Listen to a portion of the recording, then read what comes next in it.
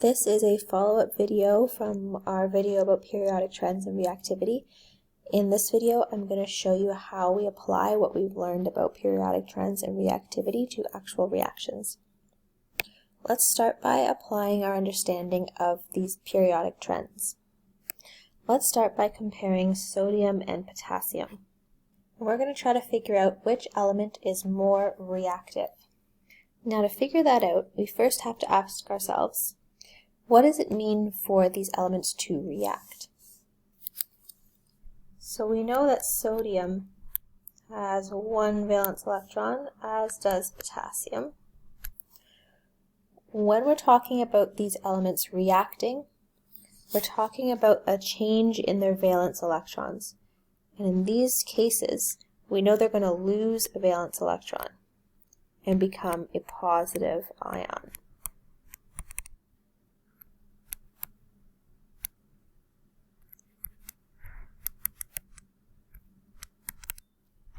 So when we're talking about these elements reacting, we're talking about them losing an electron.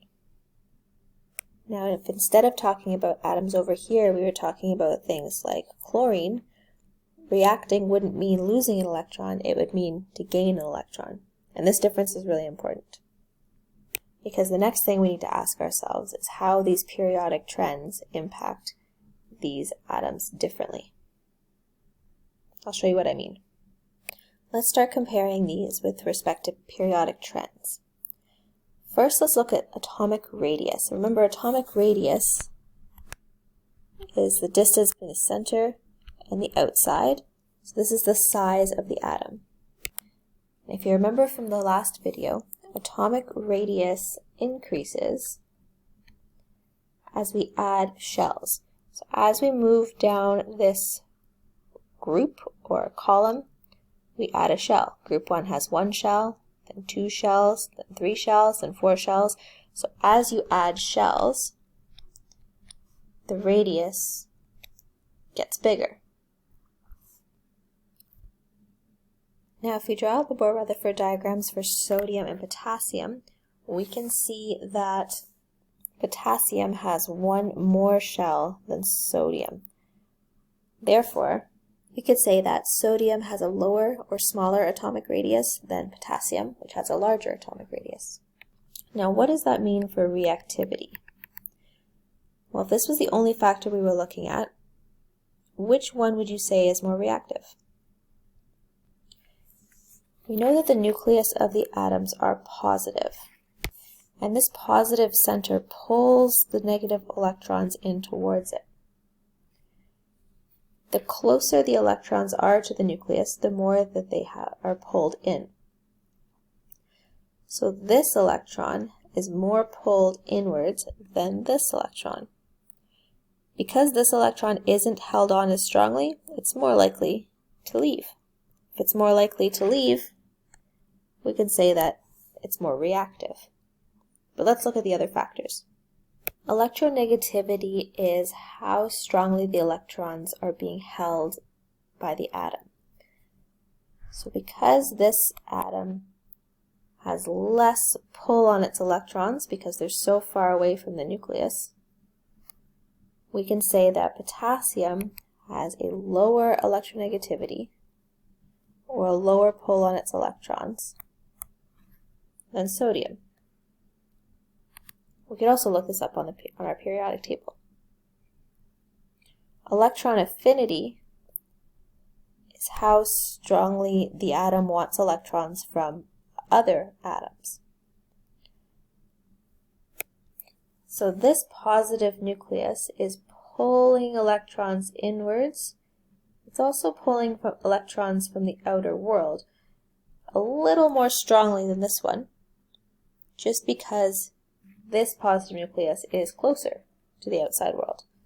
This positive nucleus is more insulated. There's more shells in between itself and any other electrons. So we say that potassium has a lower electron affinity, even though they're both pretty low.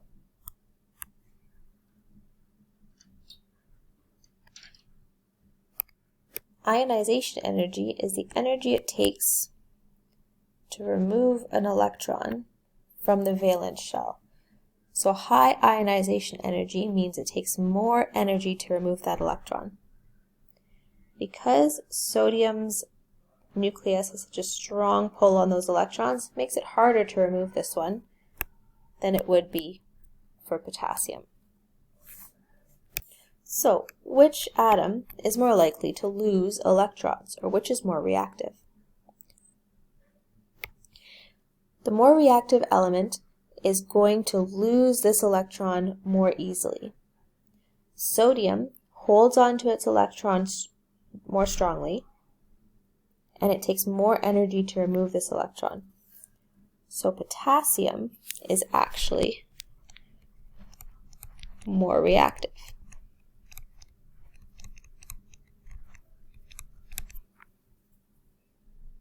Let's do another one. Now let's compare magnesium and aluminum. Now again, magnesium and aluminum are going to form positive ions. They're going to lose electrons when they react. So when we're asking which element is more reactive, once again we're asking which element is more likely to lose electrons. Now let's compare. If we look at our periodic table, we can see that magnesium and aluminum are in the same period or row. So they both have 3 shells. Aluminum only has 1 more electron than magnesium. So how do we compare their atomic radius or their size? One important thing we know about magnesium and aluminum is their atomic number or their number of protons. Aluminum has 1 more electron than magnesium because it has 1 more proton than magnesium. And even though they're in the same period, they're going to have a different atomic radius. And this extra proton here is going to cause more positive pull on these negative electrons than just these 12 protons would on these electrons. That means the electrons are going to get pulled closer to the positive nucleus than they do with magnesium. This extra proton means extra pull, which means a smaller atomic radius. What do you think this means for electronegativity? Electronegativity is how strongly these electrons are being held onto.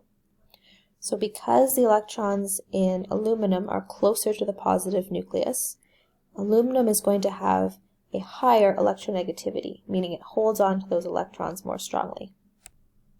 If these valence electrons are held on more strongly, that means it's going to take more energy to remove an electron from aluminum. So it takes less energy to remove an electron from magnesium than it does to remove an electron from aluminum. Now with electron affinity,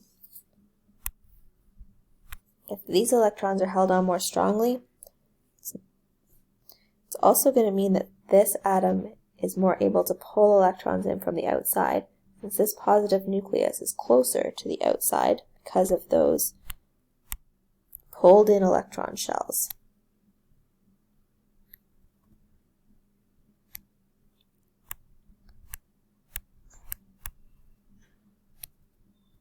So which element is more likely to lose electrons?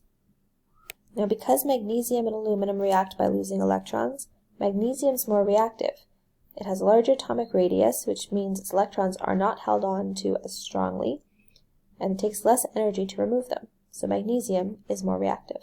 But what if we compare copper and aluminum? Now copper has way more protons, so it should pull its shells pretty close, but it also has 1 more shell than aluminum. So which is more important? Which one is the bigger atom? Fortunately, I'll never ask you to know this. These values are all available to be looked up. So the atomic radius of copper is 128 picometers and of aluminum is 143 picometers. So now that we know that, we can look at the rest of the values. We know if the atomic radius is smaller, it holds on to its electrons more strongly. We can also see this if we look up these values on the periodic table. We also know it's going to take more energy to remove an electron from copper, and there's going to be a more of a pull of electrons from the outside of copper, all because of its smaller atomic radius. So which one's more reactive? Aluminum is more likely to lose an electron, therefore aluminum is more reactive. Now we could look up all the individual values for all the elements, like how big an atom is, but scientists have already done all these calculations and they've come up with something called the metal reactivity series. We can use it to figure out what's more reactive. We can use this information to predict reactions. So let's say we put some solid silver in a potassium nitrate solution. If silver is more reactive than potassium, silver will be able to replace potassium in this compound. But since silver is way down here, it is less reactive than potassium that's way up here. Therefore, no reaction occurs. And we get the same products as we had at the beginning, because nothing happened. Now we have solid iron going into a solution with lead nitrate. Lead and nitrate are floating around in their ions. If iron is more reactive than lead, it will replace lead with the nitrate. And we can see that iron is more reactive than lead, so that's exactly what's going to happen. So lead becomes the solid metal here. Iron takes its place, and we know that it's iron 3. So the 3 comes down here. Nitrate has a charge of -1. We knew that from our equation here. So we don't need to cross anything down here.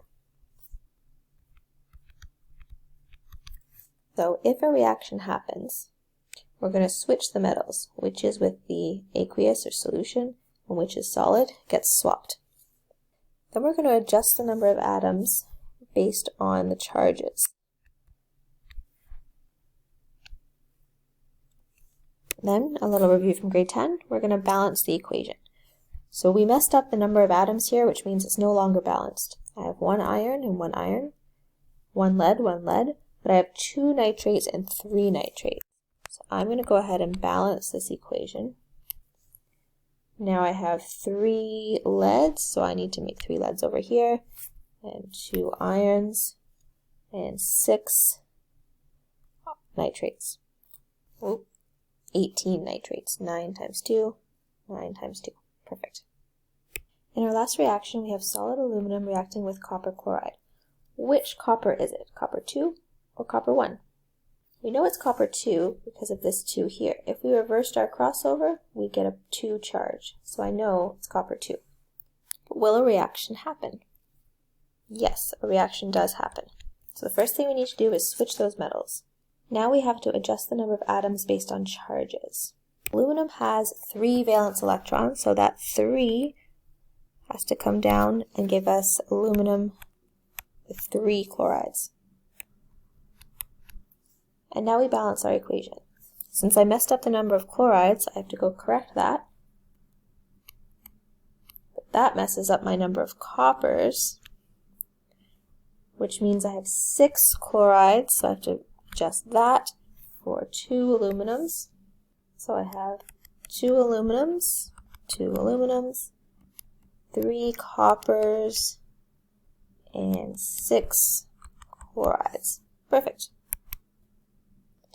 Now if you'd like extra help with anything that is in this video, please come see me at office hours. Thanks.